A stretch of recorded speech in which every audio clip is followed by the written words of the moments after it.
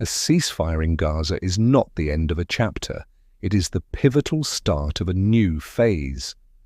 While global attention focuses on the release of hostages and the delivery of humanitarian aid, behind the scenes, geopolitical power dynamics are undergoing a profound shift. This is not merely a pause in fighting. It is a critical moment shaping a new Middle East.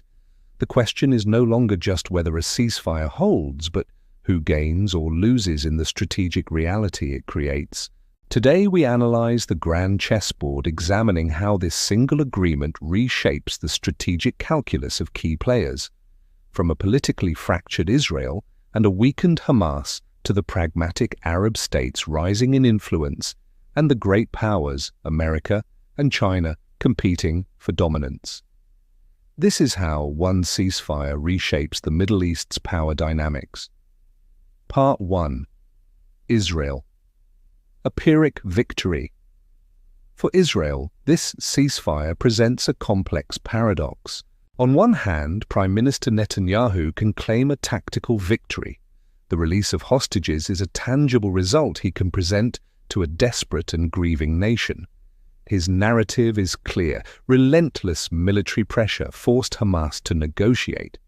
But beneath this surface victory lies a deep strategic dilemma. The deal forces Netanyahu to confront the fundamental contradiction of his war aims, the goal of total eradication of Hamas versus the urgent necessity of bringing the hostages home. These two objectives were never fully compatible. This exposes a critical fracture within his own government. Far-right coalition members, essential to his fragile political survival, view any deal with Hamas as a capitulation. They demand total war. By accepting a ceasefire, even a temporary one, Netanyahu risks a full-blown coalition crisis that could threaten his political career. He is balancing public pressure for the hostages against political pressure from his own allies.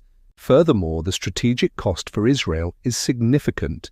The scale of destruction in Gaza has sparked international criticism and alienated some non-Western states, though key Western allies like the US and UK continue their support. Ironically, it has also revived the long-dormant two-state solution in global discourse, the very outcome Netanyahu has spent his career opposing. Thus, while Israel secures a short-term win with the return of its citizens, it may face long-term political instability at home and a more complex strategic position abroad. This is the definition of a Pyrrhic victory. Part 2. Hamas and the axis of resistance. Battered but not broken. For Hamas and its primary backer, Iran, the definition of victory is not about winning territory, but about survival. From this perspective, by enduring a full-scale assault from one of the region's most powerful militaries, Hamas can claim a significant political victory. They have amplified global focus on the Palestinian cause to levels unseen in decades. But this political win has come at a staggering cost. Their military infrastructure in Gaza is decimated, and the humanitarian catastrophe inflicted upon the Palestinian people is immeasurable. While they may have survived as an organization, their ability to govern or launch significant operations from Gaza is severely limited for the foreseeable future.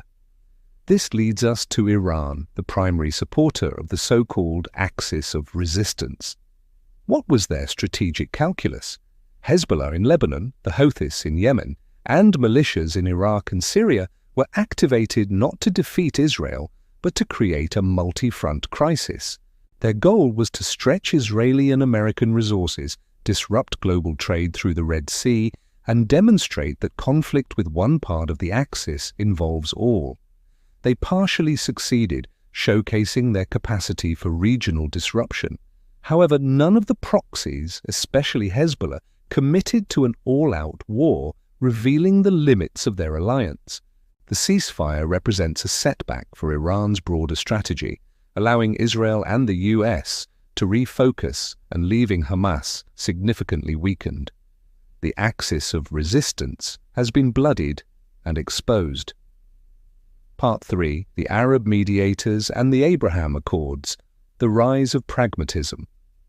Now let's turn to the clear winners of this crisis, the pragmatic Arab states. Among the primary mediators, Egypt and Qatar have proven their status as indispensable diplomatic players, as key channels trusted by both the West and militant groups like Hamas, alongside others like Turkey and UN agencies. They have skillfully leveraged their geopolitical position for significant diplomatic influence in Washington and other Western capitals. The biggest prize, however, concerns Saudi Arabia. The horrific events of October 7th halted a generational diplomatic initiative, the normalization of relations between Saudi Arabia and Israel, underwritten by a U.S. security pact. This ceasefire is a critical step toward reviving that prospect. For Crown Prince Mohammed bin Salman, this deal is not about ideology, but about his vision 2030. He requires regional stability to attract the trillions in foreign investment needed to transform his kingdom's economy. A permanent state of war is disastrous for business. This ceasefire reinforces the core logic of the Abraham Accords, championed by the UAE. It signals the rise of a new Middle Eastern bloc that prioritizes economic prosperity and regional stability over perpetual ideological conflict. They envision a future built on trade routes and technology partnerships, not proxy wars.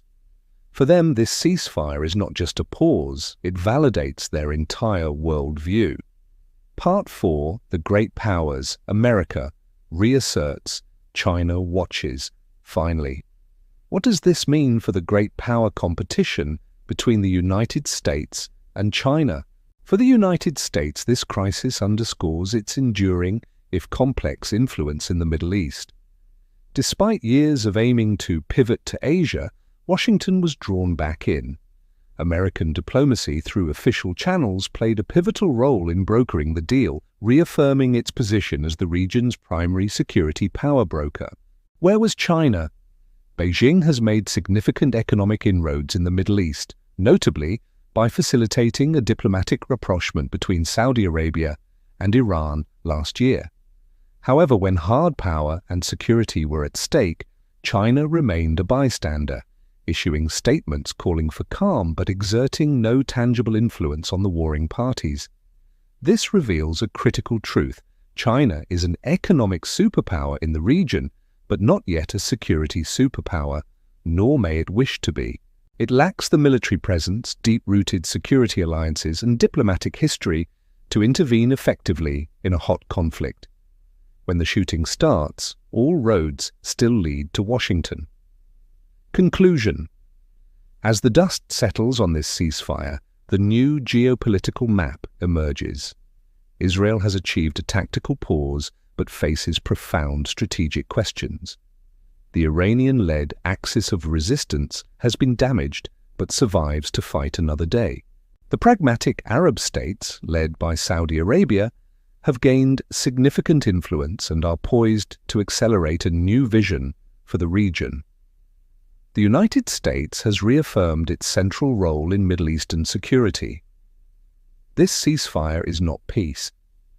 It marks the beginning of a new, high-stakes strategic contest to define the future of the Middle East. What do you think is the most significant consequence of this deal?